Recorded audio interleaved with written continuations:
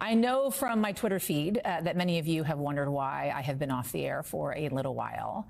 Well, I have been dealing with a little bit of a health scare. On December 20th, I began to feel chest pains, and they waxed and waned over a period of 10 days. I wasn't quite sure what to make of it, but as they continued to get worse, I started to think something was actually wrong. It was December 30th when I finally went to an urgent care and was told I had reflux. I didn't really buy it, but I was relieved it wasn't my heart.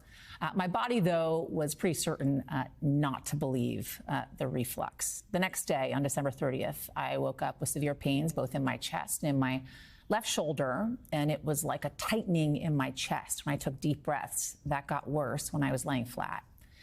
I knew enough at that moment to understand that it could mean, could is the key word here, that I was having a heart attack, especially because it was happening in the left part of my shoulder. I want to remind you, I run 7 miles 3 to 4 times a week, or I did. I do yoga. I don't eat meat. I don't smoke. I drink occasionally. Not right now, though, because my doctor tells me I can't. Aside from probably not getting enough sleep and working too much, I'm a pretty healthy person. But on that day, I was anything but.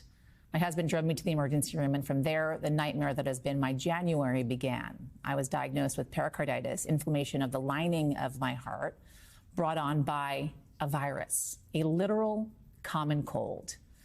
I also had fluid around my heart that had to be drained, or else it could hinder the beating of my heart. I was hospitalized for 4 nights and transferred from a local hospital to NYU Langone here in New York City. On January 4th, I was finally discharged after doctors drained the fluid around my heart, and I bounced out of the hospital. I couldn't get out of there fast enough with the hopes I was on the mend. But that was not the end.